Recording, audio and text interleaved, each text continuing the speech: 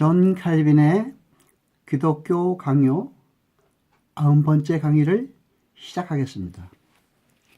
이 강의는 존 칼빈의 기독교 강요 책 제4권 제14장 1항부터 시작했습니다. 14장은 성례에 대해서 이야기하고 있습니다. 성례라는 말의 뜻은 하나님의 언약의 표라는 의미를 가지고 있습니다.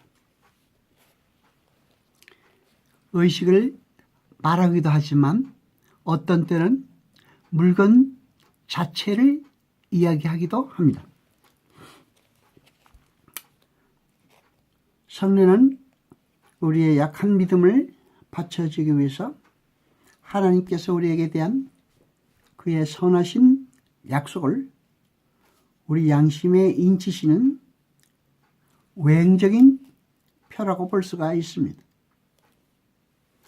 그러니까 우리는 우리 편에서 보면 그 표에 의해서 주와 주의 천사들과 사람들 앞에서 주께 대한 우리의 충성을 확인하는 것이 됩니다. 고대인들은 히라보인 무스테이온이라는 말을 라틴어로 번역했을 때는 특히 신성한 사물을 의미할 때는 반드시 성례라고 번역을 했습니다. 성례에는 반드시 선행하는 약속이 있고 성례는 이 약속에 붙인 브로카타 같은 것입니다.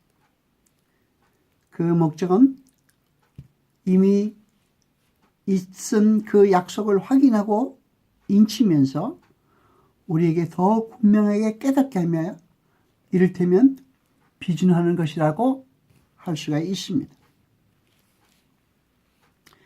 성례의 말씀에 대한 어거스틴의 가르침을 보겠습니다.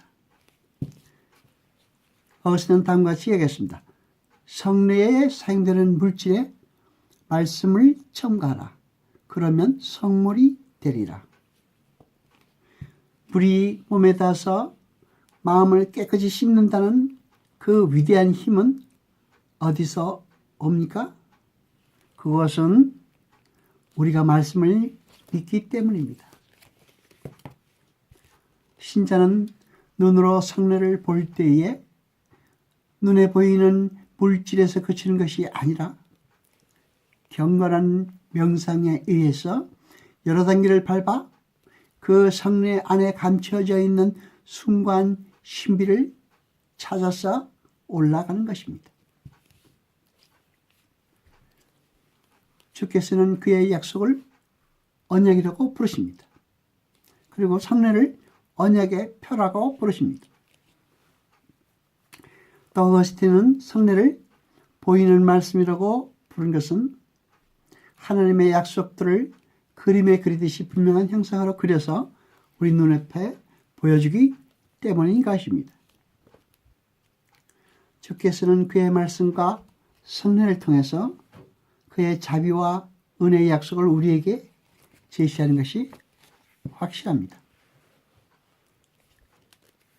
그러나 확실한 믿음을 가진 자만이 말씀과 성례를 받는 사람만이 그 일을 깨닫습니다. 믿음이 있어야 성례에 숨어있는 신비를 알 수 있다는 것입니다. 성경에서는 무슨 일을 성의와 진심으로 하는 것을 마음을 온전히 하여라고 많이 표현합니다. 예를 들면 내가 전심으로 주를 찾았사오니 라든지 내가 전심으로 여호와께 감사하리로다 등등이 있습니다. 그러나 주께서 거짓되고 부정직한 사람들을 책망하실 때는 두 마음으로 말하는 도다라고 책망하십니다. 성례의 어떤 비밀한 힘이 영구인 내재에서 그 자체만으로 믿음을 증진시키거나 강화한다는 것은 아닙니다. 칼빈은 주께서 그것을 제정하신 목적이 믿음을 확립하고 증진하는 데 있었다고 생각한다고 말했습니다. 그리고 성례가 그 임무를 올바르게 수행하려면 반드시 내적 교사인 성령께서 오셔야 합니다. 성령의 힘이 아니면 마음속에 침투하고 감정을 움직이며 우리의 영혼을 열어서 성령가 들어오게 할 수가 없습니다.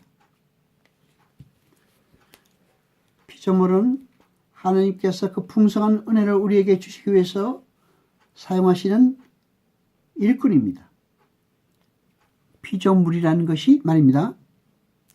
그래서 피조물을 우리의 유익의 원인이라고 찬양하면서 선포하는 것은 아주 잘못된 것입니다. 그와 마찬가지로 우리는 성례 자체를 믿거나 하느님의 영광을 성례에 옮겨서는 안 됩니다. 우리의 믿음과 고백은 모든 것을 제쳐놓고 성례와 만물의 근원이신 분을 향하여 비약해야 하는 것입니다. 여호와 아버지 하나님 거룩하시니여 세세토록 영광과 찬송 받으소서.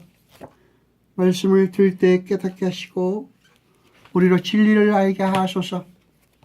이 모든 것 감사드리며 우리 주 예수 그리스도 이름으로 기도드리옵나이다.